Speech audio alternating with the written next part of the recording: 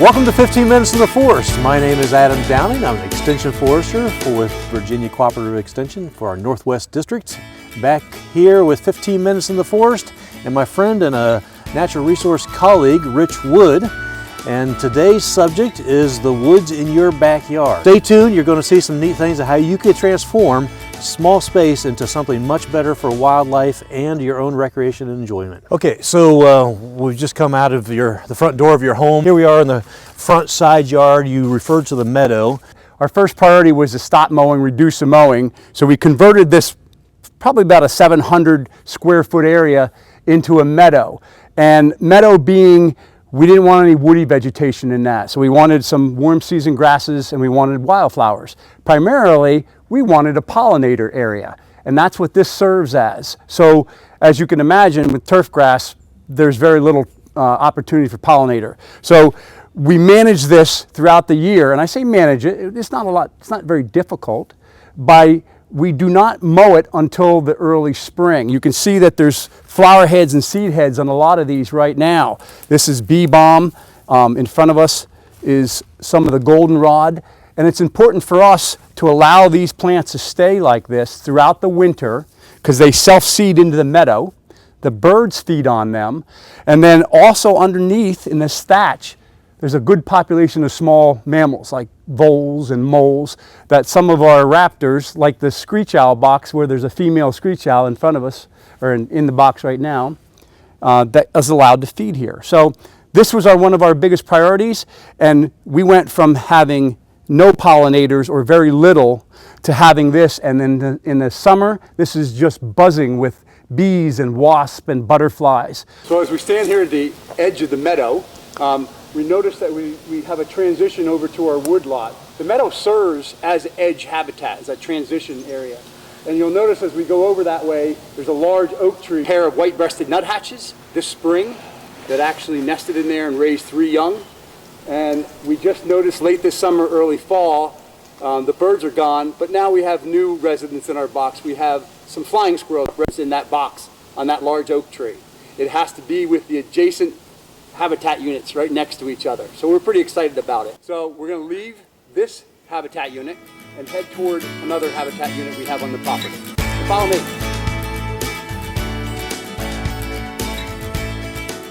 So I'm standing in our driveway.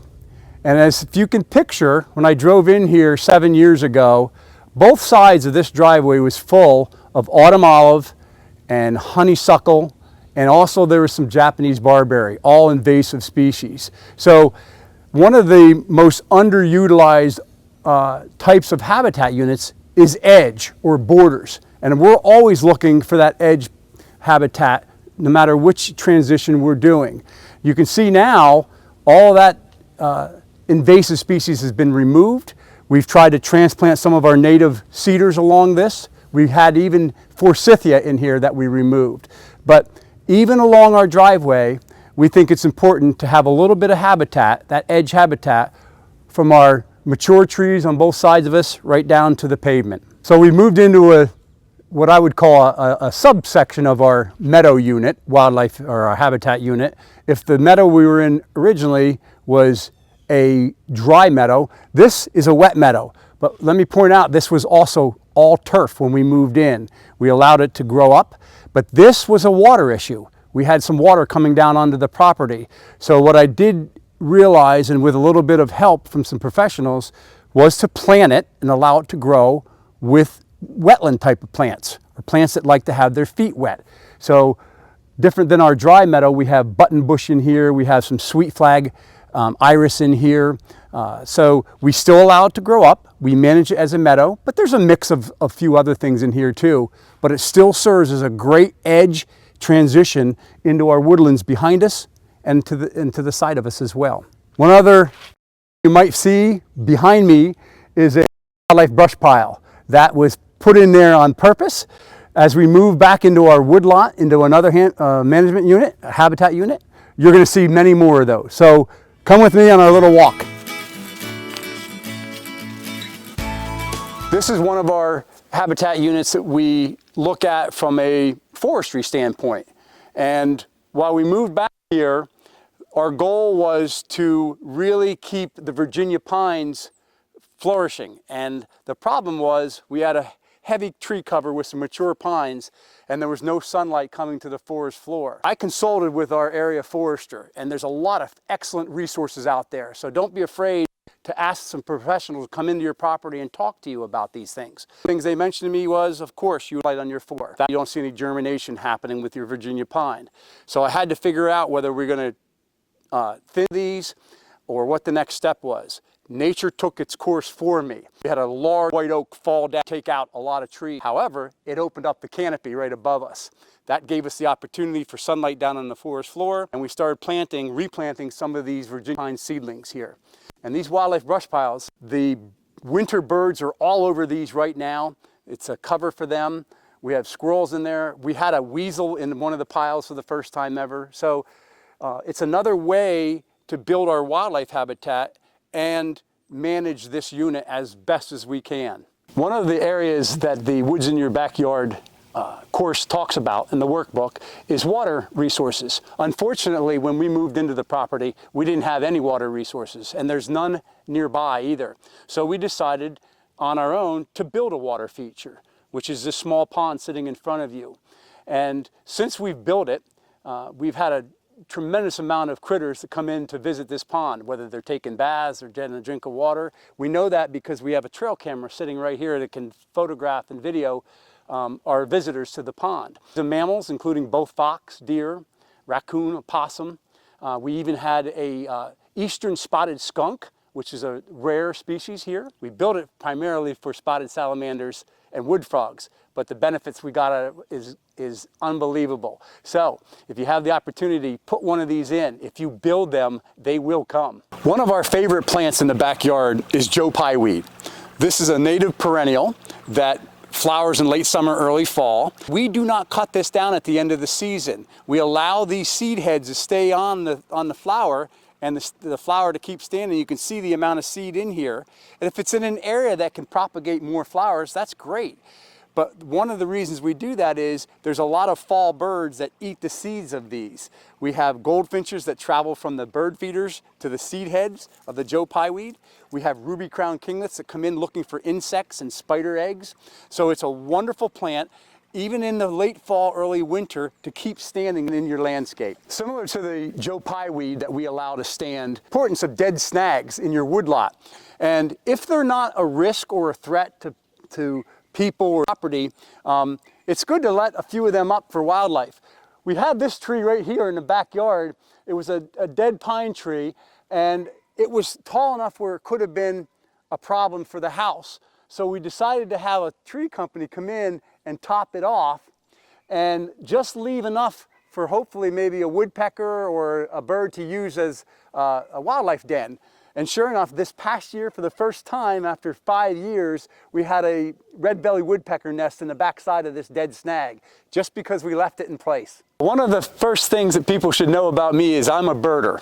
So everything we did around the property, we looked at as far as birding habitat. As we came down their first year, this was turf grass. It was being mowed. There was nothing here. There was no plants, nothing here.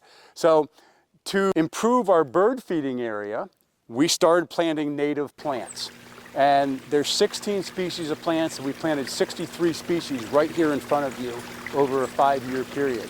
And you might see the birds coming in and out of here. It's really, really made a difference for our backyard birding.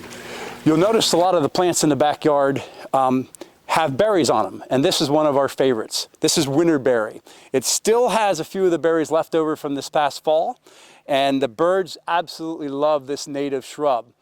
You have to have a male and a female, and the females will produce these berries.